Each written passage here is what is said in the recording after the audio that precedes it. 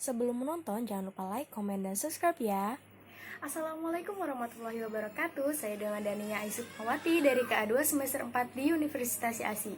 Di sini saya ingin membahas tentang analisis kinerja bank. Kita akan membahas ke slide yang pertama mengenai analisis rasio likuiditas.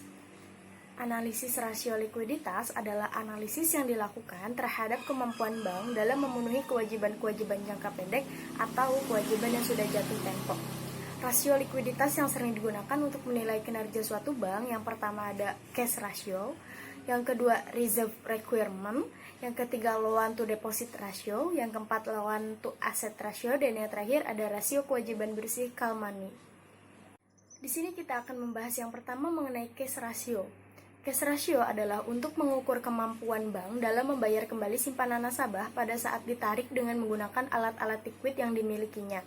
Rumusnya adalah cash ratio atau disingkat CR sama dengan alat liquid dibagi pinjaman yang harus segera dibayar kemudian dikali 100%.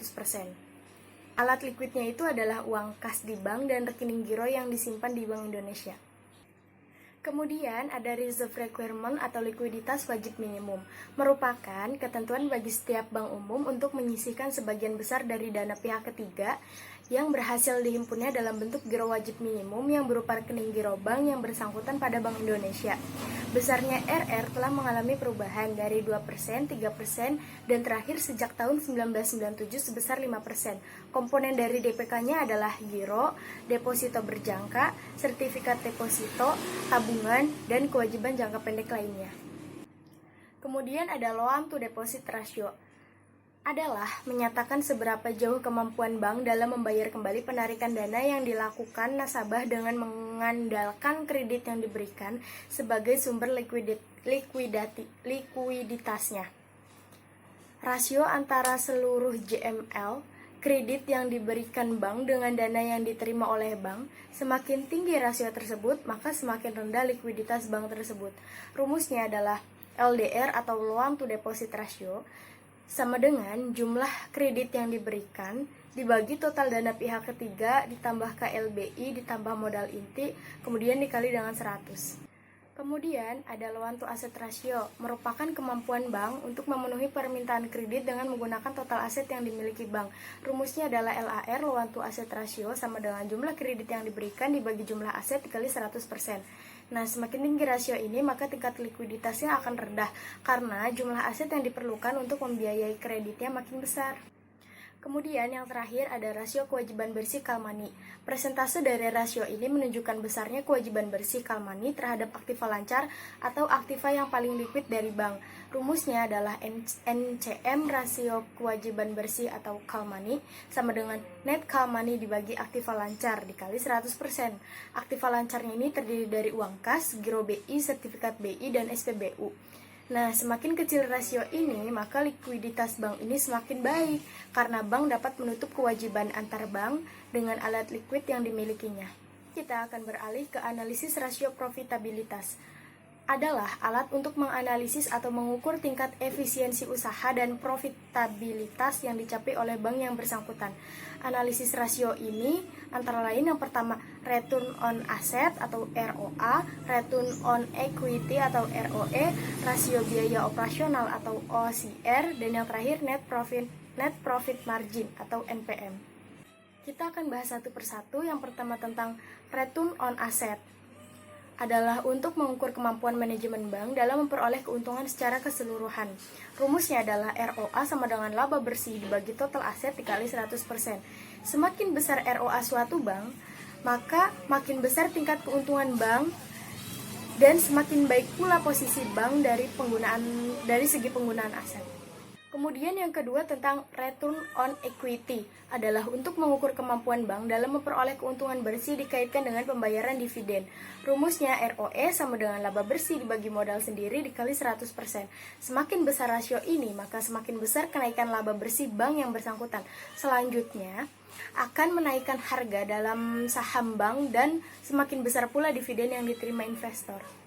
Kemudian adalah rasio biaya operasional, adalah untuk mengukur tingkat efisiensi dan kemampuan bank melakukan kegiatan operasinya. Rumusnya itu OCR sama dengan biaya operasional dibagi pendapatan operasional dikali 100%. Biaya operasional diperoleh dari COLF atau Cost of Loanable Fund. Pendapatan operasional diperoleh dari jasa pemberian kredit bank, bunga pinjaman, appraisal fee, supervision fee, commitment fee, dan syndication fee, dan lain-lain. Dan yang terakhir ada net profit margin ratio, adalah rasio yang menggambarkan tingkat keuntungan yang diperoleh bank dibandingkan dengan pendapatan yang diterima dari kegiatan operasionalnya. Rumusnya adalah NPM sama dengan laba bersih dibagi pendapatan operasional dikali 100%. Pendapatan operasional ini berasal dari pemberian kredit dalam resiko kredit macet, selisih kurs falas jika kredit dalam falas, dan lain-lain. Selanjutnya, kita akan membahas tentang analisis rasio solvabilitas. Analisis rasio solvabilitas adalah untuk mengukur kemampuan bank dalam memenuhi kewajiban jangka panjangnya atau kemampuan bank untuk memenuhi kewajiban-kewajiban jika terjadi likuidasi bank. Rasio yang digunakannya adalah Capital Adequacy Ratio atau CAR, yang kedua adalah Debt to Equity Ratio, dan yang terakhir Long Term Debt to Asset Ratio. Kita akan membahas satu persatu. Yang pertama, Capital Adequacy Ratio adalah untuk mengukur kecukupan modal yang dimiliki bank untuk menunjang aktiva yang mengandung atau menghasilkan risiko, misalnya kredit yang diberikan. Rumusnya adalah CAR sama dengan modal bank dibagi aktiva tertimbang menurut risiko dikali 100%. Kemudian yang kedua adalah Debt to Equity Ratio, untuk mengukur kemampuan bank untuk menutup sebagian atau seluruh hutang-hutangnya dengan dana yang berasal dari modal sendiri. Rumusnya adalah DTE sama dengan jumlah hutang dibagi jumlah modal sendiri dikali 100%. Nah, semakin tinggi rasio ini, maka semakin kecil kemampuan membayar hutangnya dari modal sendiri. Dan yang ketiga adalah Long Term Debt to Asset Ratio, untuk mengukur seberapa jauh nilai seluruh aktiva bank dibiayai atau dananya diperoleh dari sumber hutang jangka panjang. Rumus LTDTA sama dengan hutang jangka panjang dibagi total aset dikali 100%. Hutang jangka panjangnya berasal dari dana pinjaman dari bank lain, simpanan masyarakat di atas 1 tahun, pinjaman LN, investasi dari investor. Nah, semakin besar rasio ini, maka semakin kecil kemampuan untuk membayar hutang dari aktiva. Nah, di dalam analisis kinerja bank terdapat laporan keuangan bank sesuai dengan SK Direksi Bank Indonesia nomor 27/119/Kep/DIR tanggal 27 Januari 1995. Laporan keuangan bank terdiri dari neraca, laporan komitmen dan kontingensi, laporan laba rugi, laporan arus kas, catatan atas laporan keuangan. Nah, di sini ada tata cara penilaian tingkat kesehatan bank metode CAMELS. CAMELS itu adalah capital, aset, manajemen, earning, liquidity, dan sensitivity. Nah, yang dari kapital ini yang dinilai adalah kecukupan komposisi dan proyeksi, tren ke depan, permodalan, serta kemampuan dalam mengcover aset bermasalah. Dan aset yang dinilainya adalah kualitas AP, konsentrasi eksposur resiko kredit, perkembangan AP bermasalah, dan kecukupan PPAP. Manajemen yang dinilai adalah kualitas manajemen umum dan penerapan manajemen resiko. Kemudian kepatuhan bank terhadap ketentuan yang berlaku dan komitmen kepada BI atau pihak lain. Earning yang dilihat adalah pencapaian ROA, ROE, NIM, dan tingkat efisiensi bank, perkembangan laba operasional, diversifikasi pendapatan, penerapan prinsip akuntansi.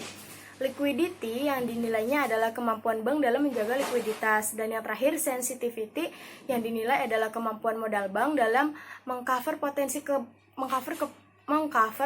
kerugian sebagai akibat suku bunga dan nilai tukar. Kemudian, dilakukan perhitungan analisis dengan mempertimbangkan indikator pendukung dan atau perbanding yang relevan.